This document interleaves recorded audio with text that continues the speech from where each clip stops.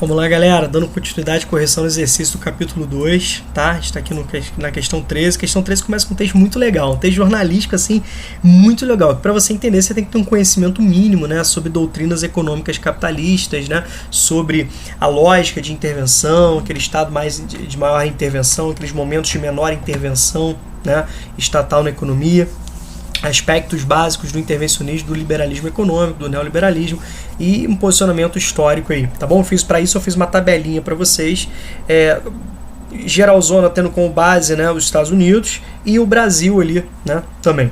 O liberalismo, no caso o neoliberalismo, bateu a porta da kitnet onde morava o Estado mínimo, né, uma das principais características do neoliberalismo e sua numerosa família. O Estado mínimo, diga-se de passagem, já foi o máximo, né? Já foram o máximo no passado, ou seja, até, né, a crise de 29 nós tínhamos um modelo de orientação liberal baseado nos preceitos, né, dos economistas clássicos, requisitado por todos, vivia confortavelmente uma cobertura duplex do edifício Keynes, tá?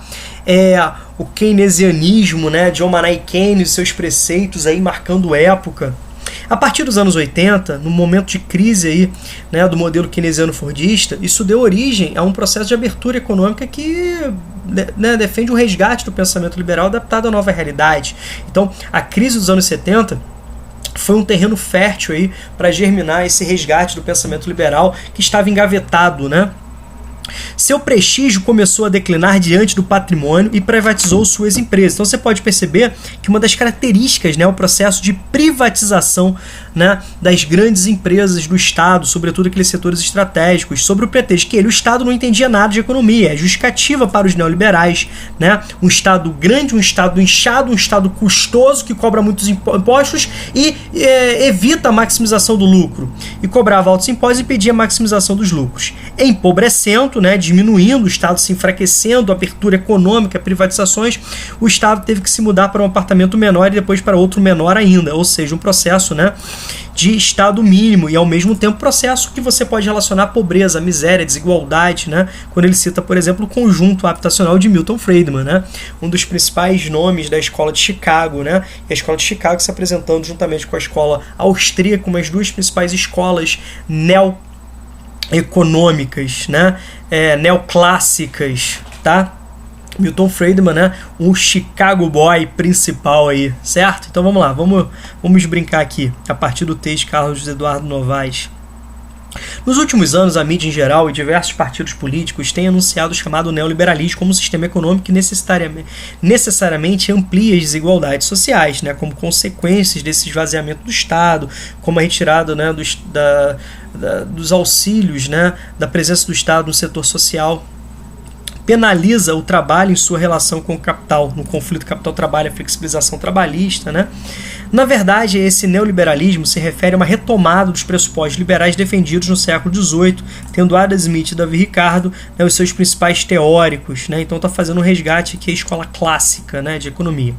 Quais as principais linhas do liberalismo que ainda hoje estão na raiz do neoliberalismo? Então, aquilo que nós temos de proximidade, né? Uma liberdade muito grande para o mercado, em detrimento de uma menor regulamentação, né, do mercado, enquanto os liberais, né, Adam Smith e Davi Ricardo defendiam a não intervenção do Estado na economia.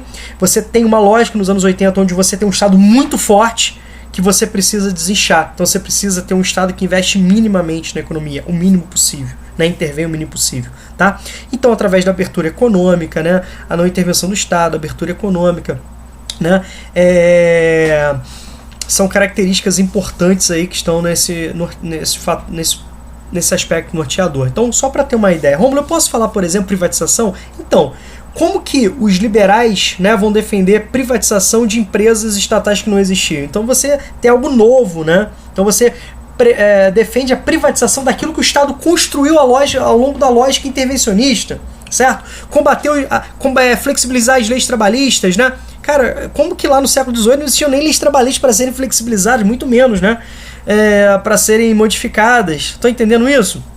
Então, essas características neoliberais são adequadas à nova realidade. Então, a questão é aquilo que você tem de proximidade entre elas, guardando as devidas proporções em termos temporais. Então, né, um grande fortalecimento da presença do Estado, uma grande liberdade econômica, né, para as empresas, né, melhor dizendo, e uma não intervenção do Estado na economia, né, certo? E ao mesmo tempo abertura econômica, você pode colocar aí como gabaritos, tá? Vamos lá, vamos seguir aqui. Então nós temos um texto aqui falando sobre, né, um texto de Delfim Neto falando sobre a crise. Então vamos lá, vamos ler aqui porque é importante para a gente poder resolver a questão de número 14, tá? Para funcionar no mercado precisa realmente de um grande agente catalisador, que é invisível. Então fazendo uma sátira aqui com a lógica da mão invisível do mercado, ali da oferta-procura, que é a confiança. Então já está fazendo essa troca aí. Confiança essa que não, né, que as instituições financeiras não têm hoje, há um descrédito, né, das instituições financeiras justamente pelo alto teor especulativo. Sem esse agente o mercado não funciona. Durante esses anos todos os governos foram permitindo que a imaginação ampliasse os negócios, ou seja, que a especulação avançasse, uma grande liberdade para o mercado e uma baixa regulamentação, que se criasse derivativos, se criassem novas instituições. Em algum momento ocorreu um problema, que foi a crise do subprime, ou seja, aquela linha de financiamento, né, para aquelas pessoas, para aqueles indivíduos que apresentavam um histórico de mal pagadores. Na verdade, essa crise era uma coisa restrita inicialmente, ou seja, algo que inicia nos Estados Unidos, determinado setor imobiliário, e rapidamente se espalha pelo mundo no efeito dominó, tá bom? Sobre isso não há dúvida. O mais grave, no entanto, é que ele, o Friedman, né, continuou com a ideia de que não precisava regular, né, de que os agentes de mercado teriam aquilo que Adam Smith, né, economista inglês, chamou de observador imparcial, ou seja, a mão invisível do mercado, né, se autorregulando. Então o Estado deveria ser o quê?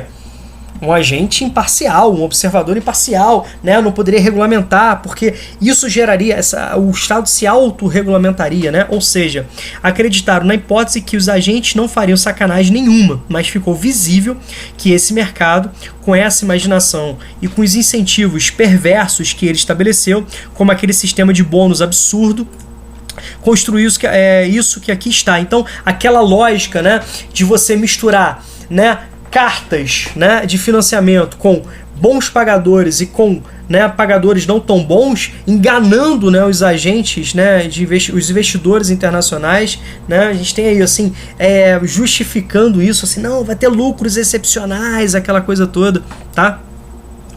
Ela ainda foi permissiva, foi laxista e permitiu que tudo isso acontecesse. O mais grave, no entanto, é que não houve o menor controle, né, da qualidade das operações, né, não teve segurança, regulamentação. Então a questão da Mackenzie, no trecho da entrevista a respeito da crise financeira, é correto afirmar que o economista Delfim Neto, um dos ministros, né, da economia aí da época da ditadura militar no Brasil, no trecho da entrevista a respeito da crise financeira, é correto afirmar que o economista Delfim Neto indica a liberdade restrita aos agentes financeiros como a solução, não como fator da crise, né? Bacana, baixa regulamentação do Estado e uma grande liberdade, né, para a economia, sobretudo o setor financeiro.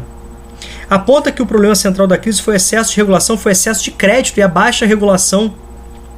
Entende que o problema se restringia ao subprime, pois os agentes econômicos se autorregulariam. Então, ele critica isso, ele fala que não aconteceu essa premissa, né, do que o mercado iria se equilibrar, se autorregular. Isso não aconteceu, ele deixa isso claro no texto, né? Acredita, né, que a falta de confiança, ou seja, uma crise de crédito, foi o fator preponderante da crise deflagrada com o problema do subprime, que vai se espalhar para outros setores, contaminar outros setores econômicos e vai se mundializar no efeito dominó. Critica as práticas socialistas? Não tem nada disso. Então nosso gabarito aqui, né, é item D, né? Acho que é uma interpretação assim bem tranquila do texto, tá bom? Então, daqui a pouco a gente volta aí para terminar a correção do capítulo